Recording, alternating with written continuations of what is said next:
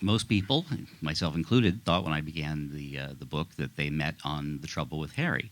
In fact, they met in the early 1940s. At that time, Herrmann was primarily a radio conductor composer for CBS, sometimes writing concert works and writing.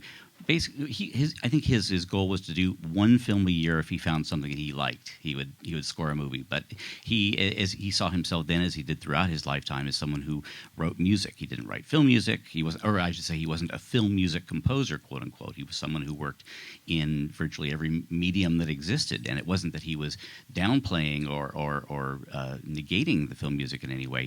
He would like to say Mozart wrote music for dinner parties. Music is music. It's either it's good or it isn't.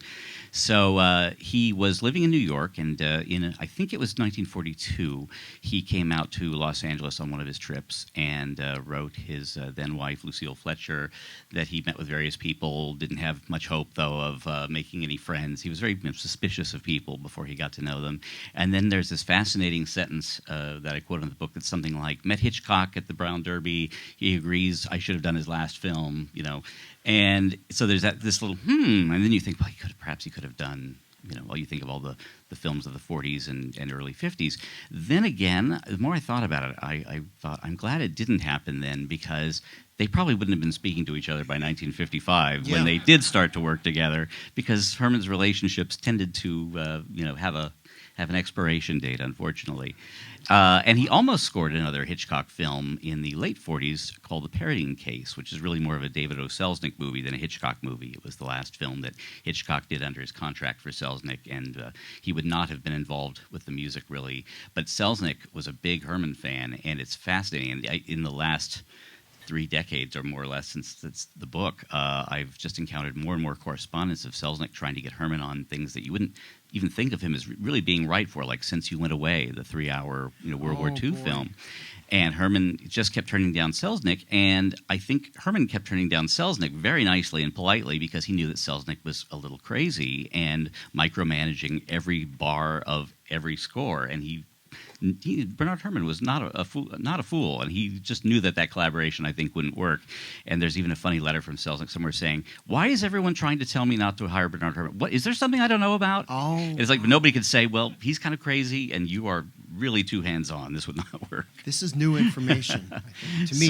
So there we have 2 almost Hitchcock encounters. And then as to when it really started, it's The Trouble with Harry. He's hired at the end of 1954. Lynn Murray, who had just scored To Catch a Thief for Hitchcock, claimed to have introduced the men.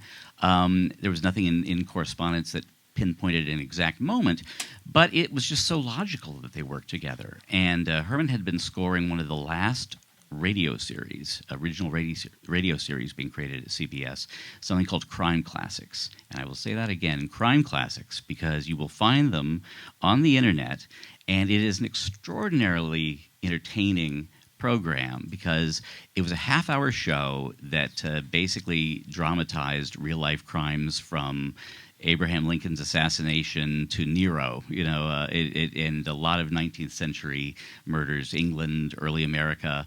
And it was written by a team, Dave Friedkin, Mort Fine. They had the tone of these programs is the tone of Hitchcock's introductions on his television show. Very mordant, dark, funny, sometimes really disturbing, but with a really dark sense of humor. And in fact, Herrmann used some of that music later in some of the Hitchcock scores because it was so perfect. And for those who feel that it was cheating or wrong to use music previously written for something in a new project, I just want to mention that in those days, there was absolutely no reason to think that any of that would ever be heard again. If something was played on the radio, that was it. You heard it live and it was over. So when Herrmann used some of his earlier music in his films, I think it was a way of, A, he only did it when it was absolutely right and he rewrote it, and B, it was a way of preserving it. So Hitchcock and Herrmann finally, when they got together, and at this time Hitchcock really is virtually his own producer, working closely with producers and has total control of his films, it was the right time to work together. And in fact, that first film, The Trouble with Harry, is the one that Hitchcock said was his favorite of his collaborations with Benny. He was known as Benny to his friends because he said it was comic. And Hitchcock just thought, here's somebody who understands me.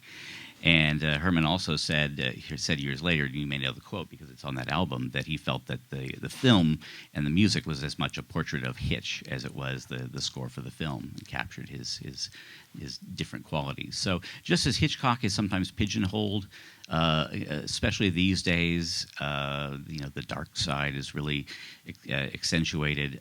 He was somebody who had certainly warm friendships, and he and Herrmann.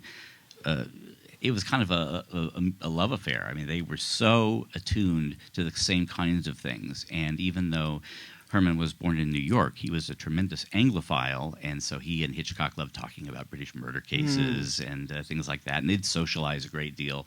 So for close to a decade, I'd say about a decade, it was a really good relationship. Wow, fantastic. Where did I...